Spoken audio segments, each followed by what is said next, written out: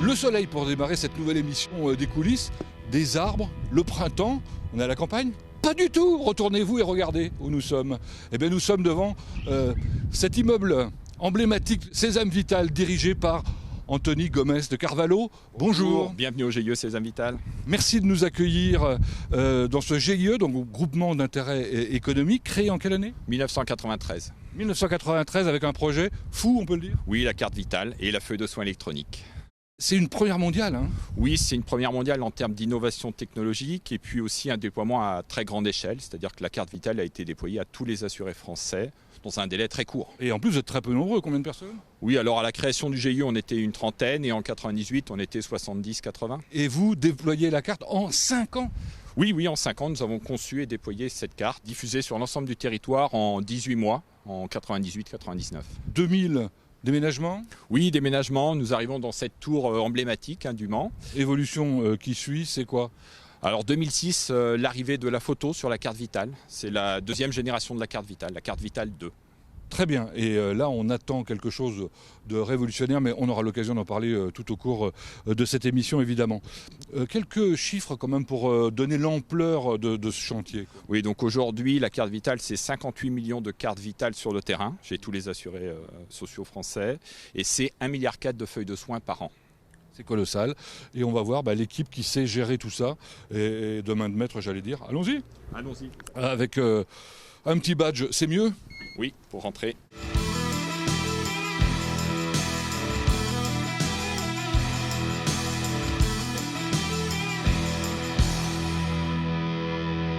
Qui de mieux qu'une secrétaire générale pour faire une présentation générale d'une société ? En l'occurrence, c'est Carole. Bonjour. Bonjour Pascal. Merci de nous accueillir au dernier étage, c'est-à-dire numéro combien ? Au 8e étage. De la tour solaire. Voilà, un bâtiment emblématique du Mans qui existe depuis 2000, qui a été construit pour vous. Pour combien de mètres carrés de bureau ? On est à 5500 mètres carrés. Combien de personnes travaillent ici ?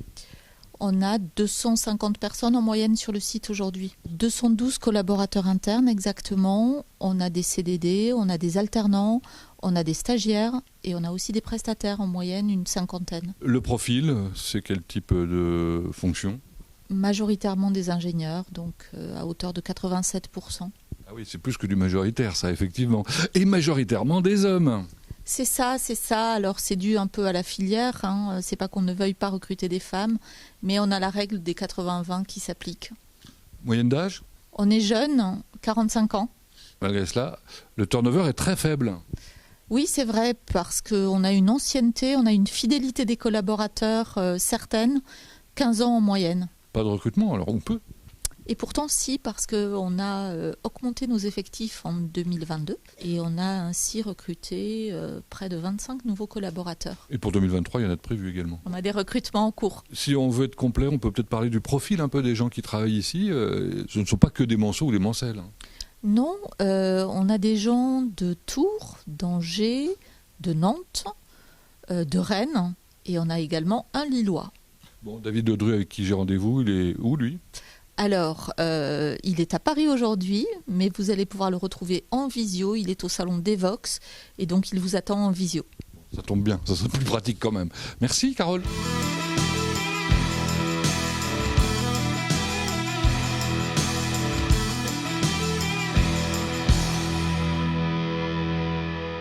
Nous sommes salle Jean Bartik, c'est une informaticienne. Il paraît que toutes les salles de réunion du GIE Sésame Vital ont des noms d'informaticiennes. Bonjour mesdames, bonjour messieurs. Bonjour. Je vous dérange, vous étiez en train de discuter avec David, c'est ça ? C'est ça. Ouais. Bonjour David. Bonjour Pascal. David, merci de nous recevoir. Où d'ailleurs ? Vous êtes où ? Je suis à Paris au salon d'Evox, au Palais des Congrès. Là, c'est le salon de l'innovation et du développement. Et on est au cœur du réacteur avec des collaborateurs du GIE Sésame Vital pour créer notre réseau au niveau informatique. Quelle est votre fonction au GIE ? Moi, je suis le directeur des services et de la relation avec les industriels. D'accord. Alors, c'est l'une des directions opérationnelles. Vous allez nous expliquer comment c'est organisé ? Il y en a 3 directions opérationnelles, on m'a dit, et deux directions support. C'est ça ? C'est ça, exactement ça. Nous avons une direction de la transformation et de l'expertise du pilotage. Nous avons une direction d'identité numérique. Et nous avons une direction générale avec une fonction support, le secrétariat général qui va gérer la partie communication, achat, juridique, gestion des marchés et une direction financière. Ça nous donne le sommaire en quelque sorte de l'émission. On va pouvoir découvrir point par point. Merci David pour cette présentation un peu rapide. Hein. Et bonne chance pour le salon. Merci beaucoup. Au revoir. Quant à nous, on se retrouve un peu plus bas.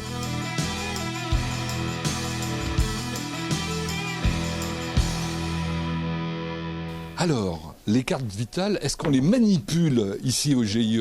Eh bien, je crois que oui, c'est ce qu'on va voir avec Valérie qui est occupée pour l'instant. Bonjour Valérie. Bonjour Pascal. Où sommes-nous? Nous sommes au centre tour des cartes du GIE Sésame Vital. Retour de quel type de cartes? Alors des cartes qui ont été perdues sur la voie publique ou alors des cartes qui ont été détectées en dysfonctionnement terrain et qui sont retournées ici pour expertise. Ça représente combien de cartes? Environ 15 000 cartes expertisées par an. Donc ça arrive par la poste alors? Ça arrive par la poste, on a des caisses qui sont triées par le personnel ESAT. Qu'est-ce qu'on en fait ensuite? Et ces cartes, une fois qu'elles sont ici, on va les expertiser de façon visuelle pour vérifier qu'elles ont ou pas des défauts plastiques, des défauts vignettes. Et puis après on les traite avec une machine alors unique au monde. Voilà, cette machine machine à roulettes de gestion des expertises qui nous permet de faire l'analyse électrique des cartes qui n'ont pas de défaut visuel. Ça vous permet d'avoir des statistiques? Exactement, des statistiques sur les différents lots de cartes. Vous êtes allé jusqu'à concevoir un bac spécial pour les supporter ces cartes? On avait une exigence un petit peu particulière parce que les cartes qui sont sur le terrain, elles sont abîmées, elles sont collantes et il nous fallait un bac qui permette de prendre les cartes une à une. Donc voilà, ça a été développé spécifiquement. Il fallait y penser quand même. Hein. Bon, une fois que tout ça s'est traité, on les détruit systématiquement? Les cartes sont envoyées pour destruction vers notre prestataire de destruction. Elles terminent sous forme de petits broyats comme ça. Ça représente environ 6 tonnes par an. Carrément. Si on veut être complet, il faut qu'on parle de ces cartes toutes blanches. Là, de quoi s'agit-il? Ce sont des cartes de test qui sont envoyées vers les éditeurs de logiciels pour leur permettre de tester leurs outils. Ça veut dire que d'un côté, vous les détruisez, de l'autre côté, vous en créez spécifiquement. Exactement. Donc voilà, c'est notre machine marche qui nous permet de faire ça. Merci Valérie pour cette présentation.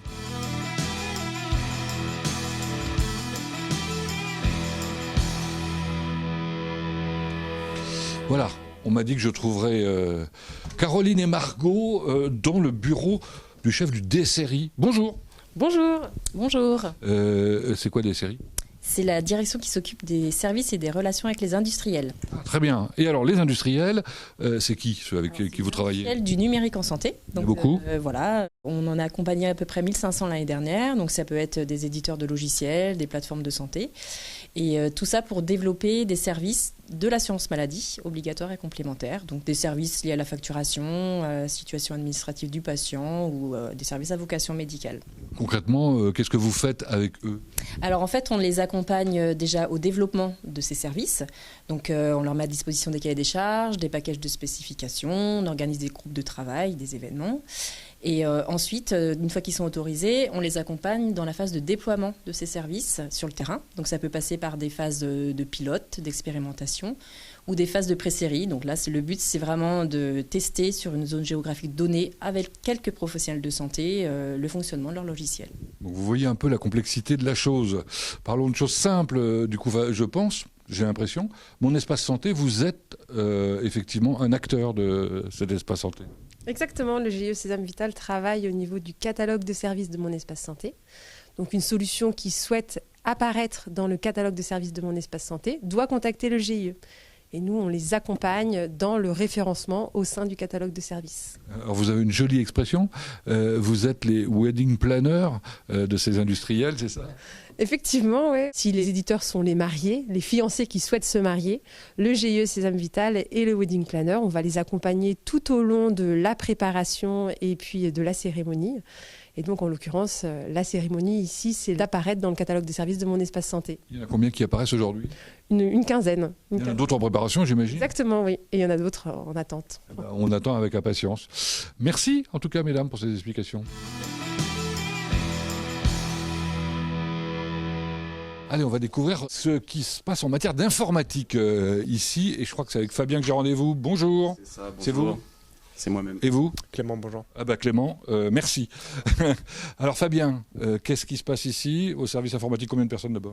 Environ une dizaine de collaborateurs. Vous occupez de l'informatique interne, c'est ça? C'est ça, l'informatique interne avec la dotation des équipements aux utilisateurs et le maintien en conditions opérationnelles, s'assurer que toute l'informatique, système, serveur et poste fonctionne correctement. Et pour ça, vous avez des tableaux en temps réel? Voilà, c'est la supervision en temps réel qui peut nous indiquer si on a des problèmes sur des équipements. Il indique aussi les consommations, comme on le voit derrière vous. Un autre tableau qui permet de savoir qu'il y a des gens qui vous envoient des tickets, ça veut dire des demandes, quoi. Voilà, c'est ça, c'est des demandes de dotation, d'accès ou encore des incidents sur des équipements qui ne fonctionneraient pas. Bon, ça va, aujourd'hui c'est tranquille. Oui, là, ça va. Il y a 27 problèmes non résolus quand même.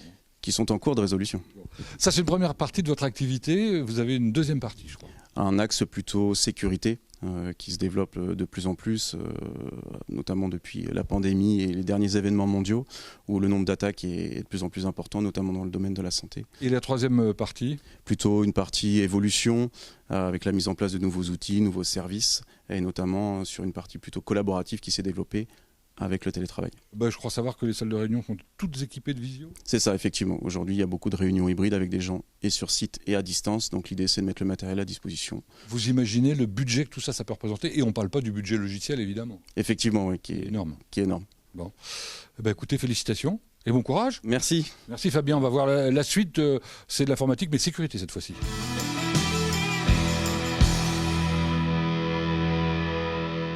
Écoutez, on va parler de sécurité informatique maintenant avec le Big Chief dans une salle qui n'est pas du tout sécurisée. Bonjour Benoît. Bonjour Pascal.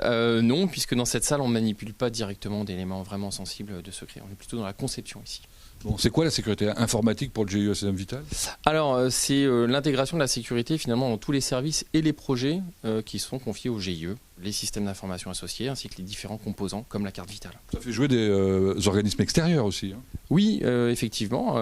Les régimes d'assurance maladie que sont la CNAM, la MSA, ainsi que les régimes d'assurance maladie complémentaires contribuent avec nous à cette mission de sécurité. Pour revenir concrètement, on va dire sur la carte vitale, vous devez vérifier que on ne puisse pas la falsifier tout bêtement déjà. Oui, c'est un enjeu de sécurité majeur pour nous, s'assurer que la carte est bien authentique. Et donc on gère de la cryptographie, des clés, etc. qui permettent de s'assurer que ces cartes sont effectivement authentiques. Comment ça se mesure la qualité de votre travail, on va dire? Alors, je ne sais pas si c'est la qualité de mon travail, mais c'est au moins la qualité du composant. On s'appuie sur des laboratoires d'attaque qui sont qualifiés par les autorités sur le sujet et qui attaquent les composants, qui tirent au laser concrètement pour faire sortir les clés ou pas, si tout se passe bien. Et ça fait l'objet de certification, on est bien d'accord. Donc beaucoup de personnes pour s'occuper de tout ça, j'imagine. Oui, alors nous sommes 10 personnes dans le service. Seulement? Oui, mais on travaille en complémentarité avec les autres équipes sécurité des régimes. Puis vous complétez vos équipes par des gens qui travaillent en alternance, c'est ça? Bonjour Baptiste. Bonjour. Qu'est-ce que vous préparez, vous? Je prépare un diplôme en informatique au sein de l'école ESUR sur le campus de Laval. D'accord. Sur combien de temps les études? 3 ans. Et ici au GIE à raison de? Une semaine d'entreprise et une semaine d'école. Ça se passe bien? Oui, très bien. Tant mieux. Bonne chance à vous. Merci pour toutes ces explications très claires. Non ?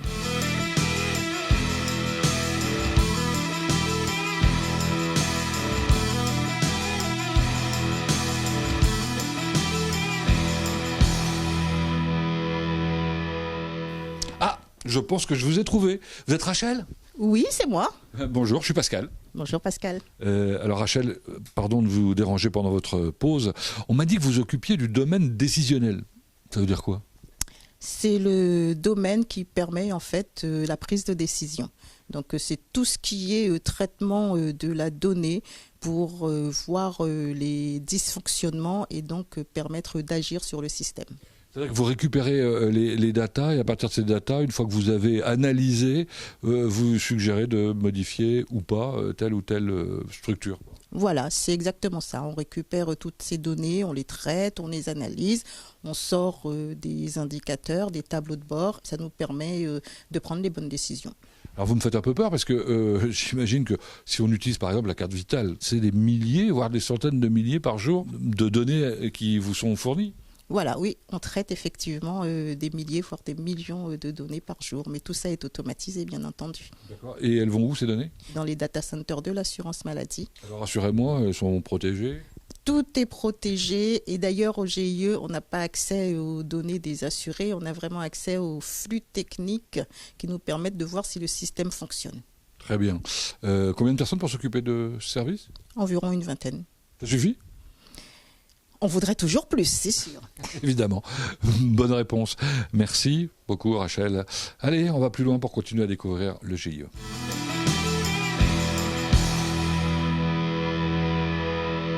Rendez-vous pour fêter un joyeux anniversaire à qui? Au GIE Sésame Vital pour ses 30 ans. Ah ben évidemment. Alors Charlène, vous êtes du service ressources humaines et nous sommes dans la salle de convivialité. C'est quoi une salle de convivialité? Oui, c'est une salle qui est située au 2e de la tour où en fait les salariés peuvent venir faire une petite pause, prendre un café, grignoter et puis discuter avec leurs collègues. D'accord. Ils peuvent même venir visiblement à la conciergerie? Tout à fait. On a en fait un concierge qui vient 2 fois par semaine. Donc c'est Willy de chez Plan B qui peut rendre différents services aux salariés.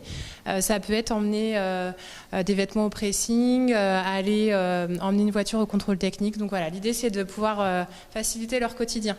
Un quotidien qui n'est pas toujours manceau, il faut bien le dire, puisque la particularité chez vous, c'est que chacun peut télétravailler. Oui, tout le monde peut prendre jusqu'à 2 jours par semaine, donc c'est sur la base du volontariat. Les salariés les prennent ces 2 jours ou pas. En l'occurrence, je crois savoir qu'en 2022, personne n'a pris moins d'1 jour de télétravail au GIE. Oui, c'est ça. Chaque salarié a pris au moins une journée l'année dernière, donc on voit que c'est quand même bien apprécié dans l'entreprise. Si on veut être complet, on va parler de qualité de vie au travail, bien évidemment. Alors maintenant, ça s'appelle autrement d'ailleurs. Oui, la QVCT, qualité de vie et des conditions de travail. Donc en fait, c'est des actions qu'on met en place pour améliorer les conditions de travail et l'engagement des salariés dans l'entreprise. Par exemple, l'année dernière, on a mis en place des ateliers yoga et sophrologie sur la gestion du stress et le sommeil. Bon, il y a une journée également de convivialité qui est organisée? Oui, par l'équipe communication, 1 fois par an, sur une demi-journée. L'année dernière, c'était à l'EPO.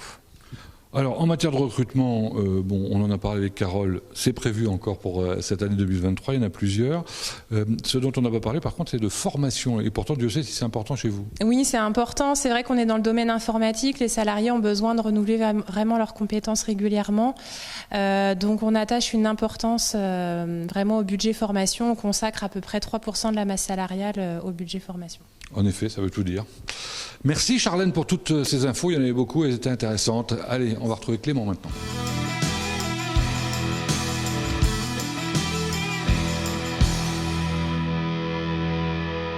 La bulle de tranquillité à droite, la voilà. Ah, elle est bleu marine celle-ci.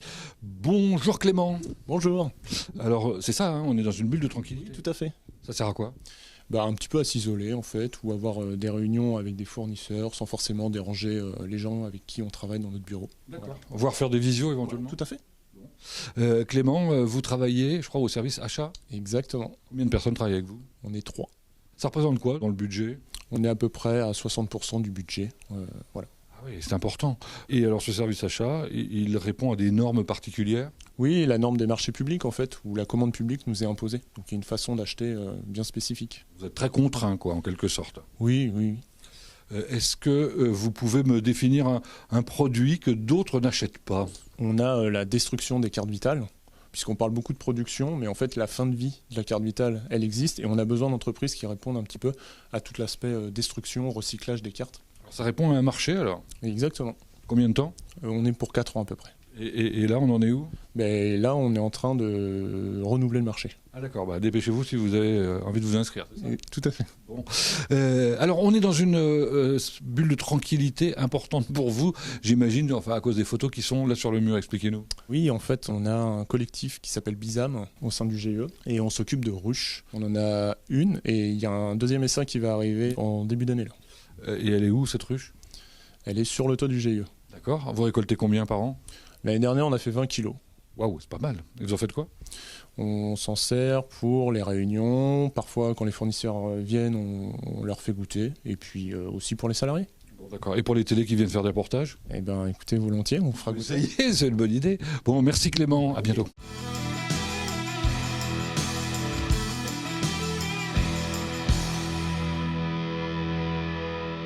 Allez, avant de se quitter, il était indispensable que je rencontre cet homme. Il s'appelle David. Bonjour. Bonjour Pascal. Indispensable pour qui? Pour vous, les Sartois, parce que vous êtes concernés directement.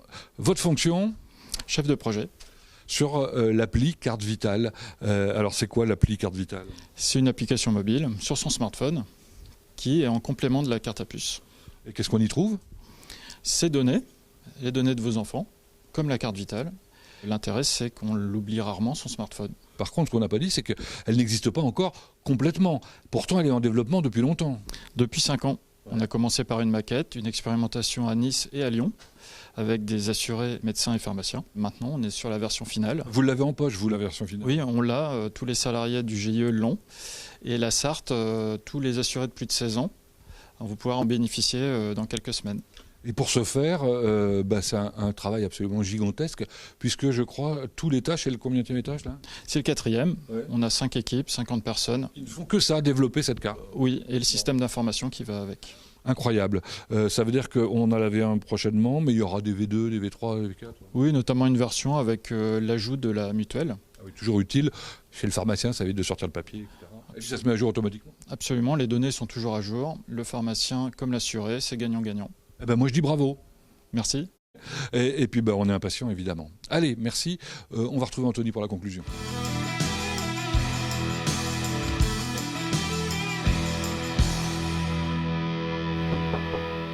Dernière séquence, cette fois-ci dans le bureau du directeur Anthony Gomez de Carvalho. Merci de nous avoir accueillis. Avec plaisir. En tout cas, on voit des collaborateurs qui sont particulièrement motivés pour le développement de vos projets, qui demandent beaucoup d'argent visiblement, des investissements importants. Comment vous êtes financé? Alors, nous sommes financés par nos membres fondateurs, donc les assurances maladies obligatoires, la CNAM, la MSA par exemple, et les fédérations de complémentaires santé. Vous répondez à des appels d'offres, à des appels à candidature, vous proposez des projets? Alors chaque année on établit un plan d'action, des projets nationaux que l'on souhaite déployer pour nos membres, et on établit également le budget associé. Bon, alors comment on gagne? Qu'est-ce qu'il faut comme qualité? Alors déjà, il faut que nos membres votent ce budget, il faut aussi aller le défendre auprès de nos ministères de tutelle, c'est-à-dire Bercy et le ministère de la Santé. Alors je parlais tout à l'heure de collaborateurs engagés, Ils s'adaptent facilement aux besoins? C'est vrai que notre écosystème évolue rapidement, donc on a besoin de s'adapter, je dirais, aux besoins des utilisateurs, aux besoins de l'écosystème. C'est pour ça qu'on est en pleine transformation agile de nos projets et de nos produits. Dont un qui est pour vous un grand défi, m'avez-vous dit? Oui, le projet Appli Carte Vitale, donc c'est vraiment un projet emblématique qui va, je dirais, drainer beaucoup d'espoir et beaucoup d'innovation dans les prochaines années. Il est complexe?